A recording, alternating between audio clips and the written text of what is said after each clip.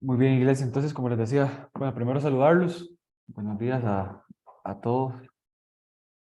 Hace frío, está bien frío todavía. Decían que se acaban el fin de semana pasado estos vientos, pero qué va. Ahí siguen sin tregua. Este, ¿Qué les parece si me acompañan a Primera de Corintios, capítulo 1, versículo 3? Ya fue hace rato que hablamos por última vez, hace rato que fue la última enseñanza, entonces creo que vamos a comenzar por recapitular a dónde nos habíamos quedado, este, para que no perdamos ese hilo que ya traíamos por ahí. Fue hace más de 2 meses ya, entonces, por supuesto que hay que hacer un poquito más de esfuerzo y de memoria. Comencemos primero leyendo el texto de hoy, que está en el capítulo 3 y versículo 18 al 23, y dice así: Nadie se engaña a sí mismo. Si alguno entre vosotros se cree sabio en este siglo, hágase ignorante, para que llegue a ser sabio. Porque la sabiduría de este mundo es insensatez para con Dios.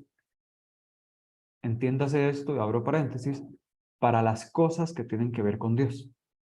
Pues escrito está, Él prende a los sabios en la astucia de ellos.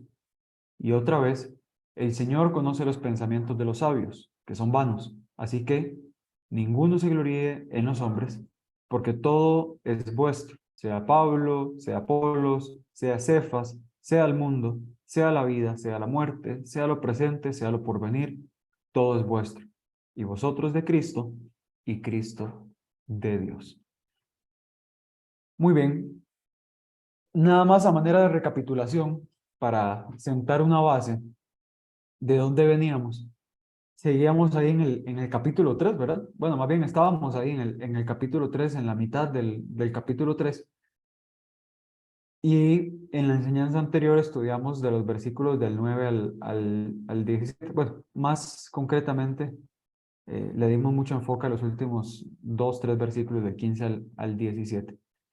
Pero para no perder el hilo, veníamos de ahí. Acuérdense que estábamos hablando, y vamos a seguir hoy hablando un poco, acerca de la división que se estaba provocando en la iglesia, producto de la segregación o la influencia que estaban teniendo ciertos líderes, y cómo la congregación se estaba decantando por unos u otros. ¿Se acuerdan? Había mucha influencia filosófica en aquel momento, y pues la gente escogía a sus distintos maestros de acuerdo a sus afinidades con ellos o con ellas, bueno, con ellos, que solo eran hombres en realidad. Este, y entonces empezaban a darse estas segregaciones eclesiásticas, o sea que se metió también esa influencia dentro de la iglesia. Y Pablo venía tratando ese tema, pero también venía tratando el tema del cuidado de ese edificio de Dios, de ese templo del Señor, que nos había dado la responsabilidad de cuidar y de mantener limpio y en orden. Hablábamos de 2 tipos de materiales de construcción, y hablábamos también, si se acuerdan, las relaciones o las simbologías que tenían esos materiales, cuando los contraponíamos respecto a la edificación de la vida espiritual. No hablábamos del fundamento, ¿verdad? Hablábamos de la edificación como tal, haciendo una diferenciación con respecto a lo que veníamos estudiando con Chino en Lucas, donde ahí sí se estaba estudiando respecto al fundamento que se utilizaba para construir, el cual debe ser Cristo. En esta ocasión, en Corintios, Pablo no tenía duda de que los cristianos estaban edificando sobre Cristo, ¿se acuerdan? Porque a todos les llama creyentes. Entonces, ese no es el problema aquí. El problema no es el fundamento, no es la piedra angular, no es la base. El problema era los materiales que se estaban utilizando para construir. Repasémoslo, leo rápidamente para ustedes. Decía el texto en aquel entonces: porque nosotros somos colaboradores de Dios, versículo 9, y vosotros sois labranza de Dios, edificio de Dios, conforme a la gracia de Dios que me ha sido dada. Yo, como perito arquitecto, puse el fundamento, y otro edifica encima. El fundamento es Cristo. Pero cada uno mire cómo sobreedifica, porque nadie puede poner otro fundamento que el que está puesto, el cual es Cristo. Y si sobre este fundamento alguno edificare oro, plata, piedras preciosas, madera, heno, hojarasca, la obra de cada uno será manifestada, porque el día la declarará, pues por fuego será revelada, y la obra de cada uno, cuál sea el fuego la probará. Si permaneciere la obra de alguno que sobreedificó, recibirá recompensa. Si la obra de alguno se quemare, él sufrirá pérdida, si bien él mismo será salvo, aunque así como por fuego. ¿Cómo sabéis? Perdón, ¿no sabéis que sois templo de Dios y que el Espíritu de Dios mora en vosotros? Si alguno destruyera el templo de Dios, Dios le destruirá a él, porque el templo de Dios, el cual sois vosotros, santo es. Muy bien, esto pues hemos repasado ya en la última ocasión. Y bueno, efectivamente decíamos, sí es cierto, independientemente de los materiales, figurativamente hablando de los materiales que se utilizan para construir, sean de altísima calidad que puedan soportar el fuego o de baja calidad que no puedan soportar el fuego, ambos edificadores llegarán a la presencia del Señor. La diferencia es las recompensas, los títulos, el honor con el que se llegue a la presencia del Señor. Y eso era muy determinante. Y al final se hacía una fuerte exhortación al cuidado del templo, al cuidado de esa edificación, y eso obviamente nos reta a edificar un templo agradable, cómodo, limpio y principalmente construido con materiales de altísima calidad, y obviamente no autosabotearlo, no autodestruirlo con cosas de este mundo y con nuestra carne, ¿verdad? Bien, entonces, decíamos que en la iglesia había un problema en ese momento, y era que el mundo se había metido, la influencia del mundo se había metido en las entrañas de la iglesia con mucha fuerza, instando, motivando y endulzando a las personas a separarse unos de otros, siguiendo filosofías distintas, lideradas por diferentes pensadores. Estas eran personas que no solamente se dejaban guiar y se decantaban por la corriente de pensamiento de unos y otros maestros, sino que también se veían inclinados ya fuera por el nivel social, por el poder adquisitivo de los maestros, por su apariencia física, por su habilidad expositiva, por su nivel educativo, este, entre otros, ¿verdad? Pero fue tan fuerte la influencia del mundo que la iglesia misma empezó a inclinarse por unos y otros padres de la fe, igualando el comportamiento de lo que ocurría en el mundo puertas afuera. Y en esta sección que vamos a estudiar hoy, Pablo va a continuar el tema de la desunión y la paulatina fragmentación de la iglesia que ya habíamos repasado antes, específicamente desde la perspectiva del desarrollo más bien de una visión clara de las cosas que tenemos en común, las cuales son vastas y suficientes, más que las cosas que no tenemos como creyentes en común. Esto es una exhortación rígida, dirigida por Pablo respecto a lo que es correcto hacer y creer versus lo que estaban creyendo y haciendo los cristianos de aquel momento. Oremos para poner entonces esta enseñanza en manos del Señor. Padre, nuevamente oramos a ti, Padre, buscando guía, buscando iluminación, buscando alimento, buscando que nos des de esos nutrientes que solo tu palabra puede aportar, Señor. Te pedimos que refresques nuestra vida, que refresques nuestro espíritu y nuestro corazón, que si estamos pasando por alguna afrenta, Señor, algo que nos tiene desmotivados, dolidos, cansados, afligidos, que tu palabra nos reconforte y nos dé vida nueva, que nos dé energías nuevas, que nos dé ganas nuevas, Señor, que pongamos todo en tus manos, Señor, y debajo de ti nos demos cuenta de que son pequeñeces y que tienes grandes cosas para el bien de tus hijos, Señor. Ayúdanos también, Padre, por favor, hoy a corregirnos si es que nos estamos desviando, si es que nos estamos inclinando, Señor, de una manera que tú no gustas, Padre, si es algo en lo que no te estamos agradando, exhórtanos, corrígenos, guíanos, motívanos, Señor, a seguir la sana doctrina y a practicar lo que tu palabra hoy quiere enseñarnos. Te pedimos que tu Espíritu Santo sea maestro por excelencia y que tu Santa Trinidad sea la invitada de honor en esta mañana, que te deleites en esta enseñanza, que nos ministres y que edifiques, Señor, en nosotros mejores creyentes, mejores cristianos y mejores hijos, Señor. Te bendecimos y ponemos todo este el resto de este culto en tus manos. En el nombre de Jesús oramos. Amén y amén. Muy bien. Iglesia, he separado el mensaje en 4 secciones que vamos a estudiar hoy. La primera de ellas es desarrollar una visión clara sobre nosotros mismos. La segunda sección es desarrollar una visión clara sobre nuestros líderes. La tercera es desarrollar una visión clara sobre aquel que está sobre nuestras posesiones, o sobre nuestras posesiones más bien. Y finalmente, una visión clara sobre el Padre y sobre el Hijo. Bien, en los versículos del 18 al 20, releo para ustedes, dice: nadie se engaña a sí mismo. Ojo que aquí no está hablando de engañar a otros o de pretender algo para que otros se vean engañados y tomen conciencia o se creen una idea respecto a nosotros. Aquí es nosotros con nosotros. Por eso la sección se llama desarrollar una visión clara de nosotros mismos. Nadie se engaña a sí mismo. Si alguno entre vosotros se cree sabio en este siglo, hágase ignorante para que llegue a ser sabio, porque la sabiduría de este mundo es insensatez para con Dios. Pues escrito está: Él prende a los sabios en la astucia de ellos, y otra vez el Señor conoce los pensamientos de los sabios, los cuales son vanos. El creerse a uno mismo, o el entenderse o el saberse a uno mismo sabio, es sinónimo de engañarse, y es un autosaboteo. La sabiduría humana es insensatez ante los ojos de Dios, como estábamos leyendo, lo cual lo es así particularmente en los temas que atañen a Dios, como lo son la espiritualidad, la naturaleza creacional de Dios y las cosas que han de venir.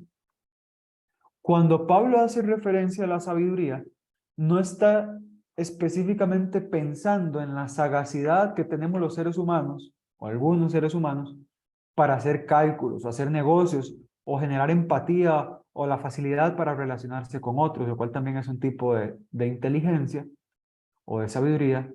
De hecho, para ser bueno en estas áreas que estoy mencionando, no se requiere una alta dosis de fe.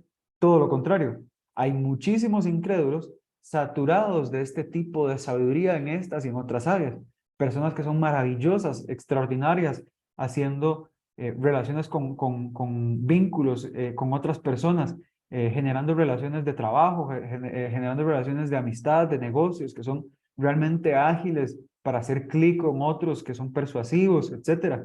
Personas que son muy buenas negociadoras, cerrando negocios que las personas imaginan, o personas que pueden negociar con secuestradores, con terroristas, que tienen una inteligencia altísima, o personas que pueden hacer cálculos, o investigadores en distintas áreas, ya sea ciencia o alguna ingeniería, que tienen una altísima dosis de inteligencia y de sabiduría humana.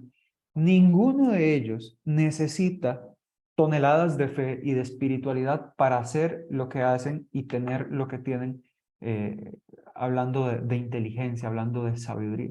Así que no creemos que Pablo esté pensando en este tipo de sabiduría cuando se refiere en el texto a esta sabiduría humana, la cual Dios tiene por poco, como estamos viendo.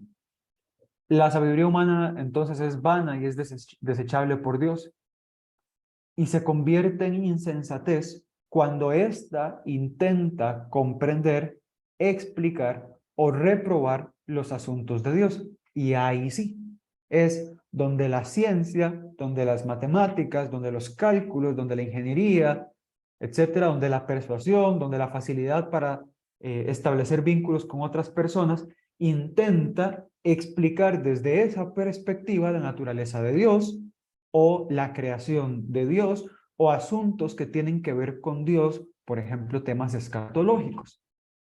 Ahí es donde la sabiduría humana, donde esa inteligencia, que como dijimos no requiere de altas dosis de espiritualidad, se convierte en algo vano, desechable y de hecho insensato ante los ojos de Dios. Y esto es interesante porque desde mi opinión, esto es muy personal, creo que están proliferando. No, yo creo que no es una opinión propia, creo que podemos todos convenir que están proliferando los sabios en su propia opinión en este siglo. Es algo pues que siempre ha existido, lo estamos viendo en el texto de hoy, era algo con lo que Pablo ya estaba batallando muchísimo tiempo atrás y que hoy día se ha intensificado, se ha magnificado, producto de la facilidad las facilidades de comunicación masiva que hoy tenemos en nuestros tiempos. Hoy, ahora sí, todo el mundo tiene una opinión fundamentada en muchos temas sobre los cuales no deberían de tener ninguna opinión, en temas que son de Dios. Por eso el texto decía que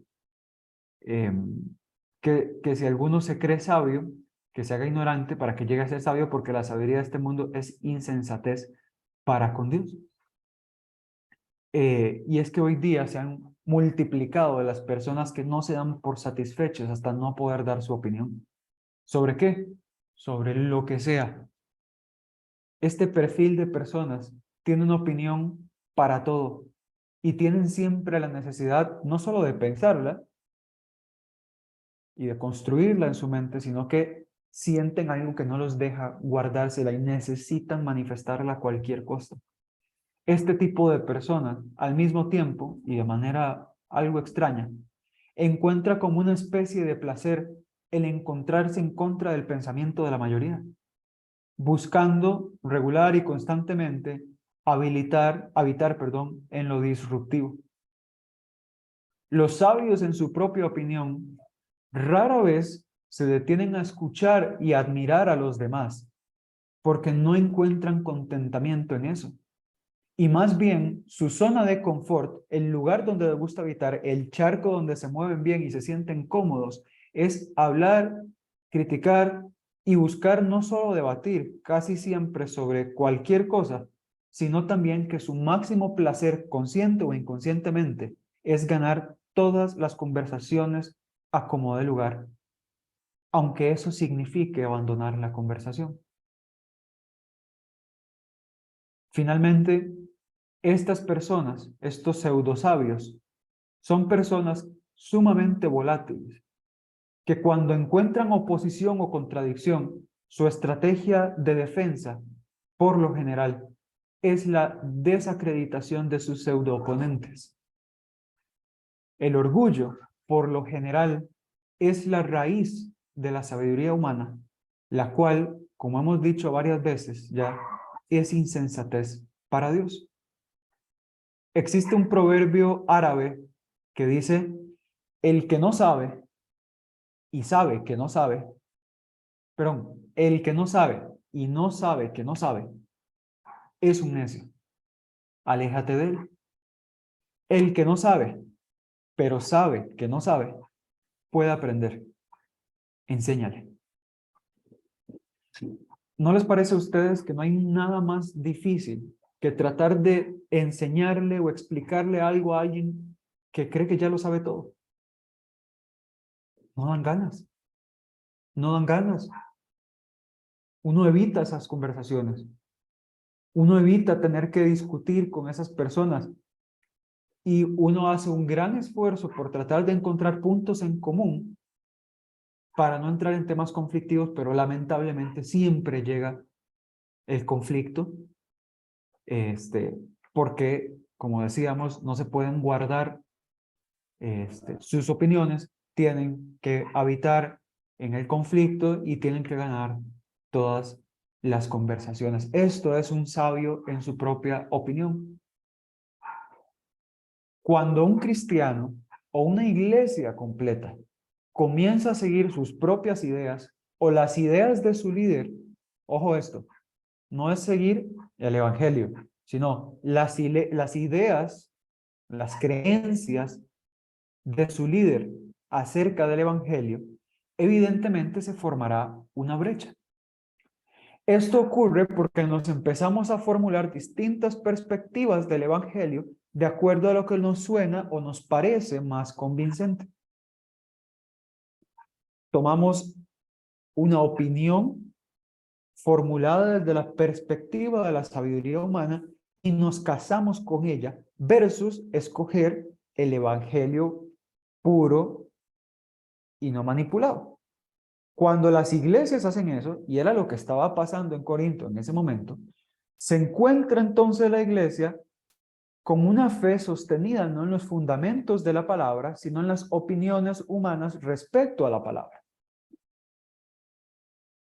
Y no hay forma de evitar la división cuando la palabra no es reconocida como la autoridad suprema, pura y sin alterar.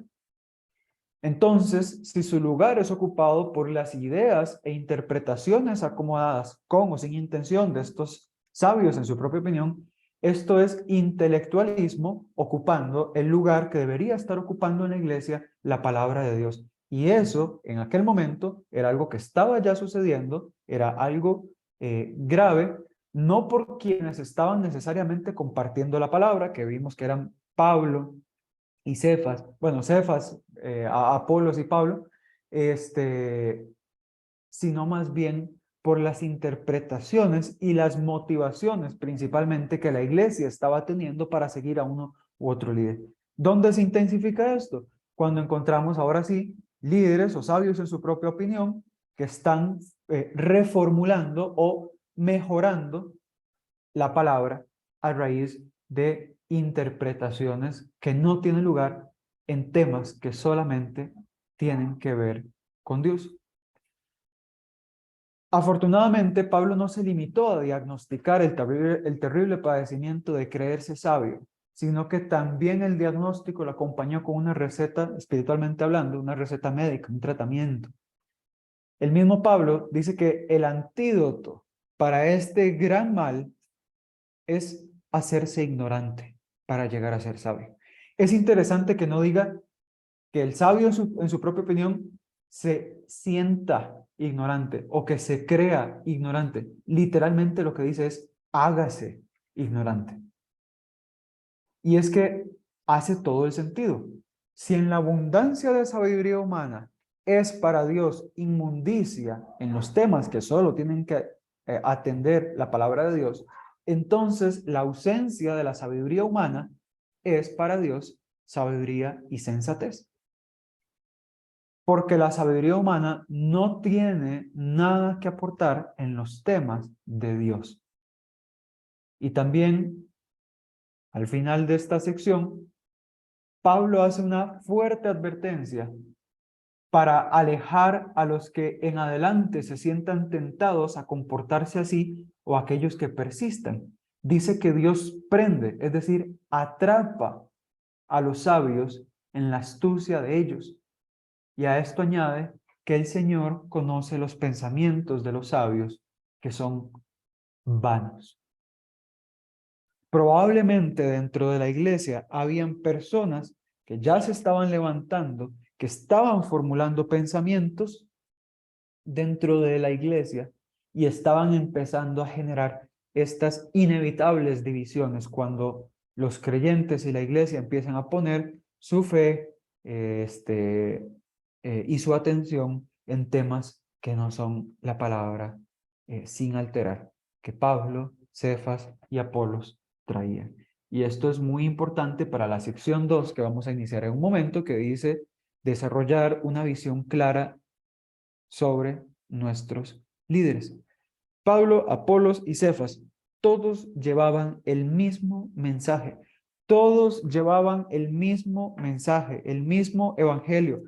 Todos predicaron de Cristo. Todos predicaron y enseñaban y guiaban a la iglesia hacia Cristo. Y no por medios diferentes. Todos por el mismo medio, el cual era la palabra del Señor y el testimonio de la obra de Cristo. No eran caminos diferentes que llevaban a Cristo, era un solo camino, que era el mismo Cristo y la obra de Cristo llevándoles a Cristo. Y ninguno de ellos tres predicó cosa diferente. Claro está que tenían muchísimas diferencias. Unos eran más altos o más bajitos, más bien vistos o menos vistos, con estilos diferentes de enseñanza, estilos diferentes de liderazgo, estilos diferentes de predicación, estratos sociales distintos, nivel educativo distinto, capacidades intelectuales distintas, nivel económico distinto, ¿verdad? Todo un bagaje diferente que formó personalidades y atributos distintos en Pablo, en Apolos y Cefas, pero el mensaje era el mismo. Dice el texto, así que ninguno se gloríe en los hombres porque todo es vuestro, sea Pablo, sea Apolos, sea Cefas. Como hemos dicho, es claro que existía un fuerte fanatismo para seguir a líderes de acuerdo a las corrientes de pensamiento que unos u otros tenían y cómo los seres humanos se veían, los creyentes se veían atraídos, o nos vemos, porque eso sigue pasando, nos vemos como humanos atraídos por los distintos atributos que tienen quienes manifiestan o exponen la palabra. Y la iglesia no se eximió de ese mal, sino que los creyentes se gloriaban, así como lo hacía el mundo, puertas afuera, los creyentes, puertas adentro, también se gloriaban en los hombres y en los líderes espirituales, y no precisamente por las razones correctas, porque sí hay razones correctas para admirar, dar honor, respeto y obediencia a los líderes espirituales, lo cual es bíblico y correcto, pero por las razones correctas. Casi ninguna iglesia antigua tuvo la oportunidad de tener en ella a tres grandes padres de la fe y mucho menos de manera simultánea, como Corinto lo pudo tener. Por ese motivo, y con un reforzamiento de un tema ya previamente tratado por Pablo, ahora les exhorta a no gloriarse en los hombres. Al igual que con los eruditos seculares, se habían desarrollado divisiones, unos jalando hacia Apolos, otros jalando hacia Cefas, otros jalando hacia Pablo. Divisiones basadas en sus personalidades, en sus estilos de enseñanza, porque como dijimos, lo que tenían en común era el mensaje de Cristo, pero lo que no tenían en común eran los distintos atributos que nada tenían que ver con el mensaje de Cristo, pero que sí estaban decantando a la iglesia y generando las separaciones que se estaban dando allá adentro. Yo me imagino que habían sublíderes allá adentro que estaban influenciando y guiando a la iglesia. Estos posiblemente sí eran pseudo sabios o sabios en su propia opinión, tratando de jalar a diferentes grupos y masas hacia uno u otro.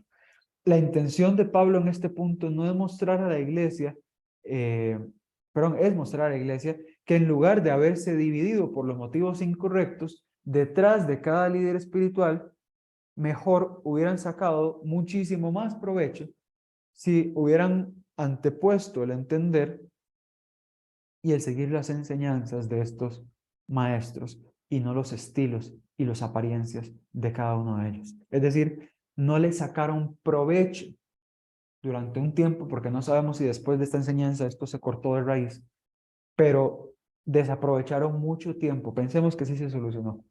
Creamos que se solucionó. Aún así, pasó mucho tiempo y desaprovecharon en gran medida la presencia y las enseñanzas de estos maestros por poner su atención en los estilos, en el estatus, en cosas vanas, en lugar de en la enseñanza y en la riqueza y en lo nutritivo que está en el corazón de las enseñanzas de estos maestros.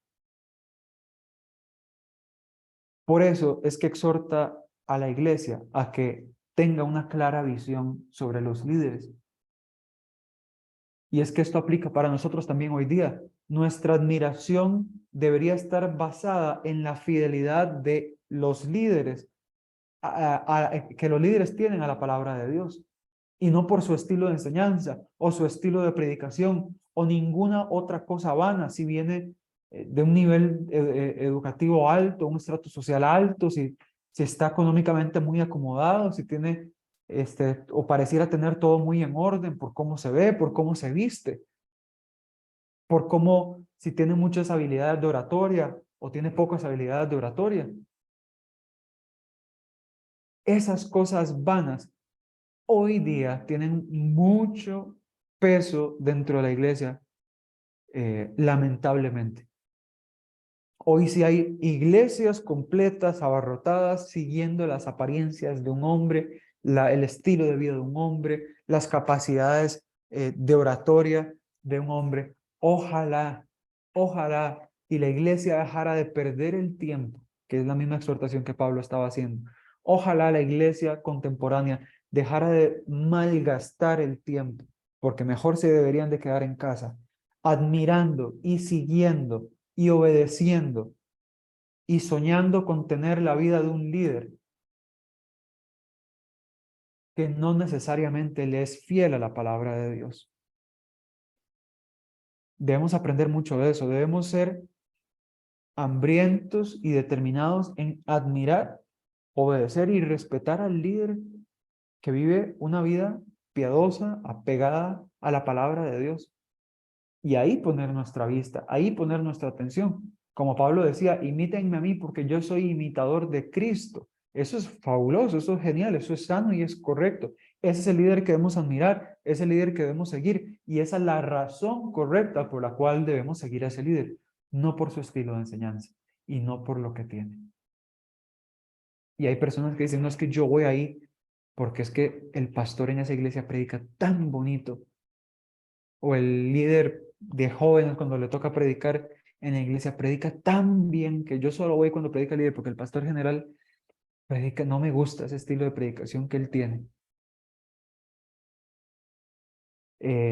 O voy a esa iglesia porque el pastor me inspira prosperidad y yo lo veo, ese hombre como se viste tan elegante y llega con su esposa y sus hijos tan arreglados en ese carro hasta con chofer llegan. Eso es un buen líder, eso es un hombre bendecido por Dios. Y yo, ay, ay, ay.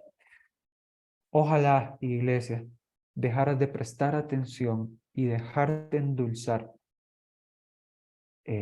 por las cosas vanas e insensatas a los ojos de Dios y fijaras tu mirada en la vida piadosa de aquellos que predican tu palabra sin alterar. Y eso, iglesia, es causa de división fija. El líder bíblico y piadoso unirá a la iglesia, mientras que el líder soberbio y cuyas enseñanzas no son palabra pura y dura, creará división. Sección número 3. Desarrollar una visión clara sobre nuestras posesiones.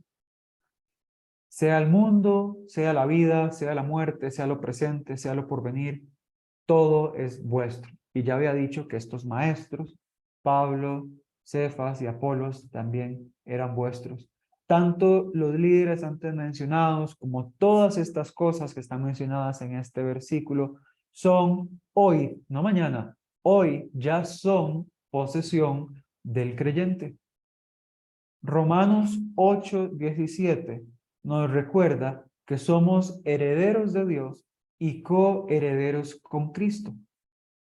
Y en este mismo capítulo de Romanos, unos versículos más adelante, en el capítulo 8 también, dice que los que aman a Dios, todas las cosas les ayudan a bien. Esto es, a los que conforme a su propósito son llamados. Al mencionarse el mundo, la vida, la muerte, lo presente y lo futuro, queda bien clara la extensa e inclusiva idea que todo esto contiene y que está en medio de. En este momento, el mundo es nuestro. Hoy ya es de nosotros. Y eventualmente poseeremos, junto con Cristo, cielos nuevos y tierra nueva. Hoy día, la tierra, como la conocemos, sigue siendo administrada o está en manos del maligno.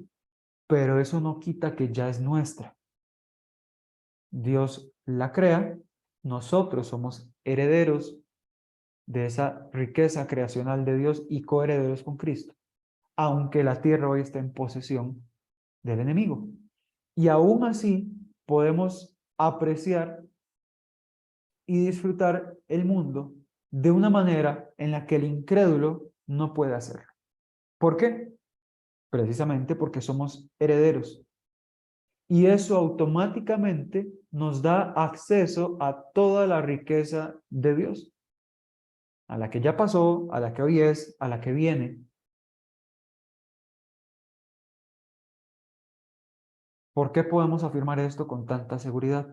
Por el sacrificio de Cristo. ¿Por qué podemos decir con seguridad que el incrédulo no puede tener la misma perspectiva y no puede deleitarse en esta verdad espiritual? Porque el incrédulo no es heredero de las cosas de Dios y tampoco es coheredero con Cristo. ¿Por qué? Porque en su corazón no habita el Señor, y ese no habitar, ese no haber sido renovado, ese no haber sido limpiado por la sangre de Cristo y restituido su corazón, su espíritu, no ha sido justificado, no ha sido limpiado, no puede reclamar y no puede demandar nada respecto a herencia a Dios. Es este sacrificio de Cristo en la cruz, es esa expiación, esa limpieza, ese pago de pecado que hizo Cristo en la cruz por nosotros, lo que nos puede dar acceso a tener una perspectiva completamente distinta y poder hacer afirmaciones de tanto peso eterno espiritual como la que estamos haciendo ahorita y que Pablo está compartiendo con la iglesia en Corinto. Exclusivo, mensaje exclusivo para el creyente. Dice que la vida es nuestra, es vida dada por Dios y la vida de Dios, su Espíritu, mora en nosotros. La vida es nuestra, pero luego, de manera seguida, pone también en la perspectiva de la muerte. Y es que la muerte, inclusive la muerte, también es nuestra. Y uno diría, pero a ver, ¿cómo es eso? ¿Yo qué influencia tengo sobre la muerte? ¿Yo qué puedo hacer? Si me llega la muerte, me llega la muerte. Eso es de Satanás, eso es de maligno. No. ¿Por qué? Porque Cristo ya conquistó la muerte. Y en automático, por lo que acabamos de comentar respecto a la herencia, respecto al acceso que nos da a las cosas de Dios, es que nosotros también ya conquistamos la muerte. Vayamos a 1 Corintios capítulo 5 y versículo 54 y hasta el final.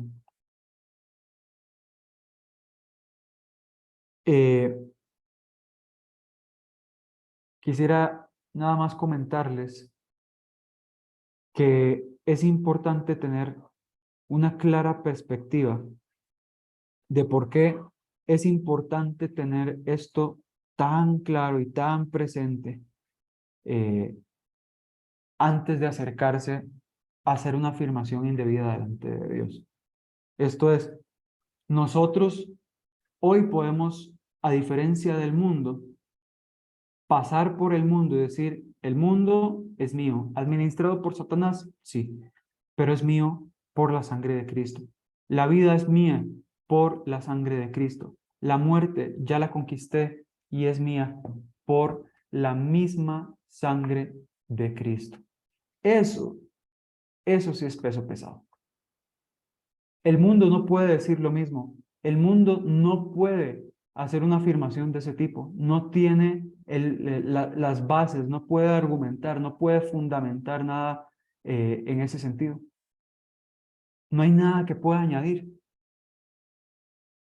No hay una justificación válida para que el mundo pueda hacer una afirmación de ese tipo, y eso sí que debería ser causa de envidia del mundo hacia el cristiano. Qué maravilloso regalo tenemos delante de nosotros, el poder hacer afirmaciones tan fuertes como esta, hasta que inclusive la muerte nos pertenece. Les dije 1 Corintios 5, pero es 1 Corintios 15, y estamos en el versículo 54 al 57, que dice así, 1 Corintios 15, 54 al 57, dice, y cuando esto corruptible se haya vestido de incorrupción, y esto mortal se haya vestido de inmortalidad, entonces se cumplirá la palabra que está escrita, sorbida es la muerte en victoria. ¿Dónde está, oh muerte, tu aguijón? ¿Dónde, oh sepulcro, tu victoria? Ya que el aguijón de la muerte es el pecado y el poder del pecado de la ley, mas gracias sean dadas a Dios que nos da la victoria por medio de nuestro Señor Jesucristo. Gracias sean dadas a Dios que nos da la victoria por medio de nuestro Señor Jesucristo.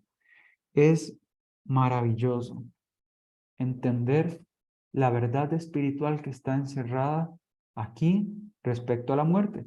Una muerte que dicho sea de paso, el mismo apóstol Pablo no se decidía, él no sabía qué hacer, él no sabía qué preferir, si seguir sirviendo, lo cual era necesario en aquel momento, o encontrarse con el Señor. Y es que la muerte, para el creyente, lo único que puede hacer en nosotros es acercarnos más al Señor.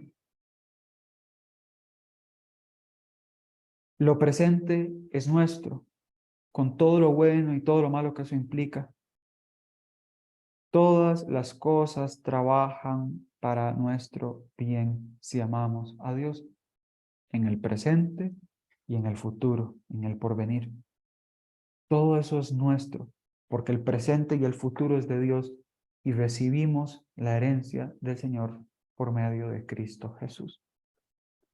Aquí el punto más importante es que ningún líder tiene una cuota en que el creyente pueda disfrutar de estas hermosas y divinas herencias, por lo que el fanatismo nuevamente se convierte en un sinsentido. Por eso, el desarrollo de una visión clara sobre nuestras posesiones es clave como creyentes, porque nos permite encontrar en la obra de Cristo y a todo lo que esa obra nos dio acceso como una única, como una unidad espiritual, siendo esto una razón de peso eterno para permanecer en la unidad con un gran punto en común en lugar de un elemento de división. Pablo lo que les está diciendo es, señores, abran los ojos, iglesia, abre los ojos. Todo es vuestro, todo es de ustedes. No se dividan que si Cefas, que si Pablo, que si el mundo, que si la vida, que si la muerte. Todo eso está en común. Pablo, Cefas, Apolo, la vida, la muerte, el presente, el futuro, todo es de ustedes. No es de unos, de un grupo de la iglesia, sí, de otro no, y otros tienen a Pablo, a la vida, no, no, no, no. Esto es todos por Cristo. Y la obra de Cristo, todos tenemos en común todas estas cosas.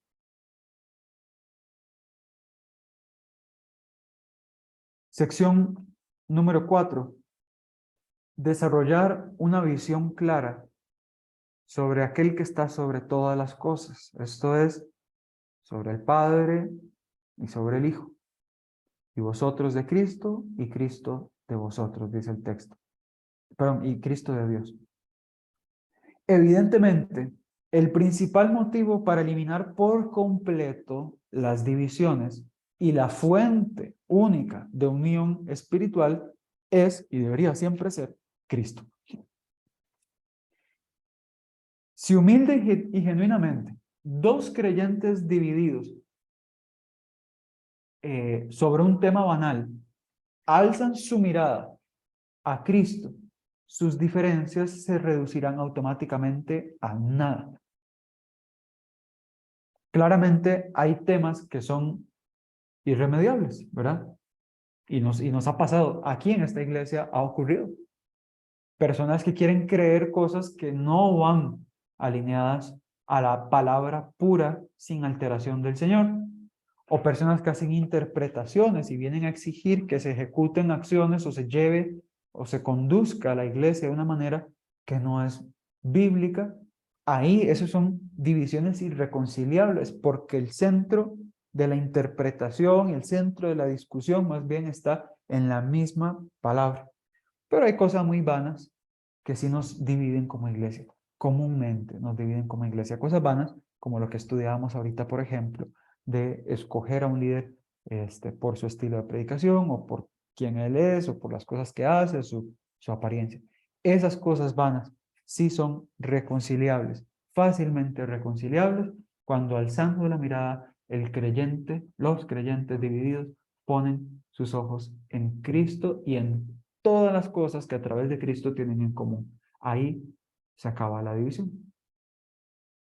Primera de Corintios 6, 17, ya llegaremos ahí próximamente, dice que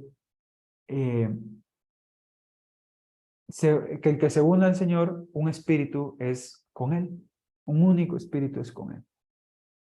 Es por esto que si dos creyentes, o tres, o 10, o los que sean, dos bandos diferentes, están unidos al Señor, todos ellos son un espíritu con Dios, y esto hace en automático que entre ellos también sean un espíritu. El mejor y más grande motivo para mantener la unidad dentro de la iglesia es saber que todos somos de Cristo y que Cristo es de Dios. Debemos entonces obligatoriamente ir al Evangelio de Juan, para que me puedan acompañar, y vamos al capítulo 17 y versículo 10. Evangelio de Juan 17:10, donde leemos Juan 17:10, y todo lo mío es tuyo, y lo tuyo es mío, y he sido glorificado en ellos. Esto es el Señor hablando. Todo lo mío es tuyo, y lo tuyo es mío, y he sido glorificado, eh, y he sido glorificado en ellos. Y más adelante, ahí mismo en el capítulo 17, recordemos que está la oración de Jesús por sus discípulos y los que han de venir detrás de ellos, versículo 21 al 23, dice: para que todos sean uno, como tú, oh Padre, en mí y yo en ti, que también ellos sean uno en nosotros, para que el mundo crea que tú me enviaste. La gloria que me diste, yo les he dado, ¿para qué? Para que sean uno, así como nosotros somos uno. Yo en ellos y tú en mí, para que sean perfectos. Ven qué importante esa palabra, en unidad, para que el mundo conozca que tú me enviaste y que los que has amado a ellos, y que los has amado a ellos como también a mí me has amado. Eso es muy fuerte y es muy importante para el tema de hoy. Estoy seguro que Pablo, Cefas y Apolo lo repasaron una y otra vez este punto con los discípulos y los creyentes en Corinto. Es un tema sumamente profundo y sumamente importante. Es Cristo orando por sus discípulos y por los que han de venir detrás de ellos, es decir, nosotros y los creyentes de aquel momento. Y aún así, hoy día seguimos fabricando divisiones y divisiones y divisiones. Una visión clara sobre aquel que está sobre todas las cosas es fundamental para la unidad de la iglesia. Entonces, como dijimos eso, la palabra es el medio, es el mecanismo, es la fuente para encontrarnos con todas las cosas que tenemos en común, como los líderes, las posesiones, la vida, la muerte, el presente y el futuro. Y como por si fuera poco, y la más importante de todas, a Cristo. Traigamos a la mesa cualquier división, la que sea. Se va a quedar corta a la luz de estas razones, principalmente de la última. Si estamos hablando de dos verdaderos creyentes que creen en la palabra sin alterar. Eso sí, refuerzo ese punto. Hay diferencias importantes que son irreconciliables cuando uno o los dos, o los que sean que estén en división, no están discutiendo y no están en desacuerdo sobre un tema de la palabra. Cuando ya es uno de ellos ha manipulado o ha generado una interpretación propia, una opinión propia, o los dos, en torno a algo de la palabra, ahí sí tenemos un problema. Pero cuando estamos hablando de dos creyentes que confían en la palabra como la única y máxima autoridad, cualquier división se va a quedar corta a la luz de estas razones, principalmente por la razón de que eh, eh, nosotros somos de Cristo y que Cristo es de Dios. Ahí no queda espacio para la división. Ahora, vamos cerrando, Iglesia, 3 puntos para llevarnos en esta mañana. El primero es que la iglesia debe crear. Ojo, esto debería ser automático, pero no lo es y la iglesia constantemente se desvía y hay que devolverla al camino. Debemos esforzarnos como iglesia por crear una atmósfera en la que sea honrada la palabra de Dios y todos y cada uno de los creyentes que formen parte de esa iglesia se sometan a ella. Nunca una atmósfera que se sustente en las opiniones humanas para juzgar, explicar o calificar la revelación espiritual que viene de Dios. En todo lo que se refiere a las cosas de Dios, los cristianos debemos someternos total y únicamente a las enseñanzas de las Escrituras y a la iluminación del Espíritu Santo. Punto. Otra vez, la unión se sustenta cuando, o la unión se forma cuando la palabra de Dios es la máxima autoridad de la iglesia y se crea desunión o se rompen los vínculos cuando empiezan a formularse ideas propias en torno a la palabra de Dios. Peor aún cuando ni siquiera son ideas que están por lo menos escritas en la palabra de Dios, sino interpretaciones humanas propias. Número 2, es bueno, es correcto y es bíblico seguir a un líder dentro de la iglesia más que a otro. De hecho, por lo general se sigue, se admira, se respeta, se obedece aún más al pastor general de la iglesia. Es un hecho natural, es el modelo. Le debemos aún más respeto y más obediencia a este pastor general, por ejemplo, pero lo que no puede pasar es inclinarnos a obedecer y seguir a ese pastor o cualquier otro líder por su estilo de enseñanza, por su estatus, por sus posesiones, por su físico, por su oratoria, etc. Ahí tenemos un problema muy grave. Porque Dios ha instituido distintos niveles dentro de la iglesia, ya los llegaremos a ver inclusive aquí en las epístolas a los Corintios, ha instituido dones, ha instituido tareas, ha instituido roles dentro de la iglesia, eso es correcto, eso es bíblico, eso es bueno, pero lo que no ha instituido es a decantarnos por cosas vanas. Por eso dice que no se gloríen los hombres. Y número 3, a la luz de Cristo les hago una pregunta. ¿Qué nos puede desunir?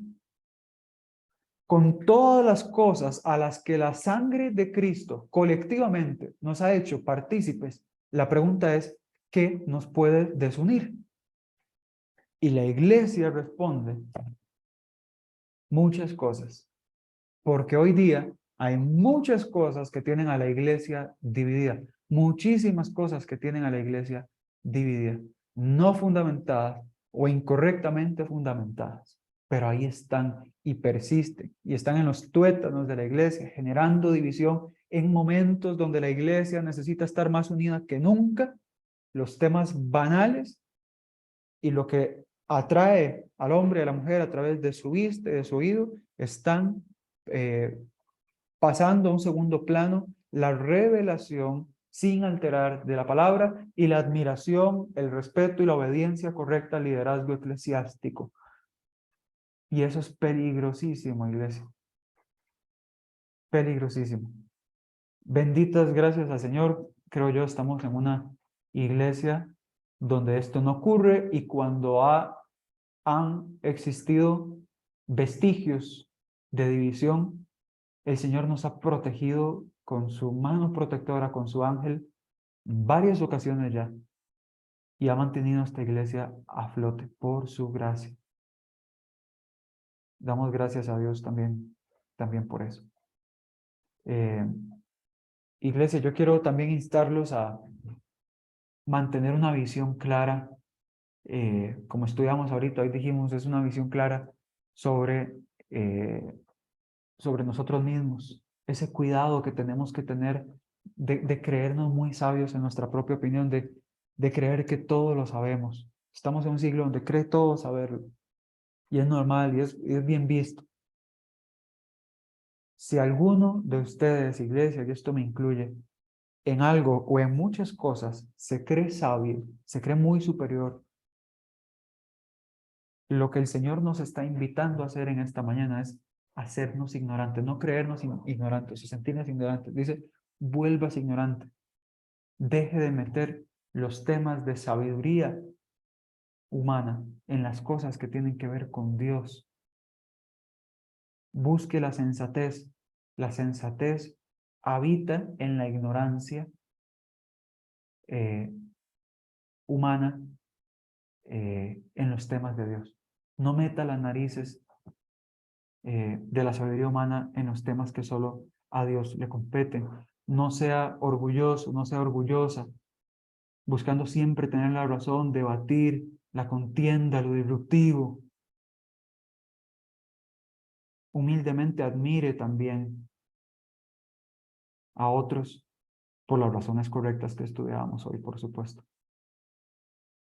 Iglesia, quisiera despedirles con la bendición sacerdotal que el Señor instauró para que Moisés y Aarón bendijeran a la iglesia, para despedir a la congregación, la cual dice: Iglesia, Jehová te bendiga y te guarde. Jehová haga resplandecer su rostro sobre ti y tenga misericordia. Jehová alce sobre ti su rostro y ponga en ti paz. Amén y amén. Y si usted está escuchando este mensaje o está viéndolo en YouTube, también le bendigo y le agradezco por escucharlo, por tomarse el tiempo para obtener esta revelación y esta palabra del Señor en esta mañana. Pero si usted no se ha decidido todavía por el Señor y tiene esa inquietud por conocer más de Él, por nutrirse más de Él, por entender qué es lo que significa ser un coheredero de Cristo, un coheredero juntamente con Cristo, y yo le invito a que tome ya ese paso, tome ya esa decisión. Normalmente lo hacemos con una oración, que es la oración de fe. No es una oración de receta, de cajón, no es una oración que nos conduzca a sentir cosas físicamente hablando especiales y que nos convierta a la noche a la mañana en seres completamente renovados, pero sí que marca un antes y un después si se hace con fe y si se entrega al Señor como es. Y yo quiero invitarle a que me acompañe en esta oración si usted nunca la ha hecho. Y esta oración dice: Señor, te pido que me ayudes, por favor, a entender qué es este vacío que siento, esta hambre que siento en mi corazón, que la he intentado llenar con tantas cosas, con amigos, con personas, con familia, con fiesta, con trabajo, con negocios, con dinero, con tantas cosas, y no logro encontrar, llenar esa necesidad, ese vacío que tengo. Hoy entiendo que este vacío que siento, esto que percibo, que nunca he logrado suplir, es Cristo. Y hoy entiendo que la sangre de Cristo, aparte de la salvación y de la vida eterna, me da acceso a cosas maravillosas que yo también quiero poseer. Y por eso, Señor, hoy te quiero entregar mi vida, mi corazón y todo lo que soy, para que hagas con ella conforme a tu voluntad. Quiero participar de tu herencia y quiero llegar a ti y conocer la vida eterna. En el nombre de tu Hijo Jesús, así oro. Amén. Muy bien, iglesia, damos por terminado el mensaje de hoy. Déjenme detener aquí nada más.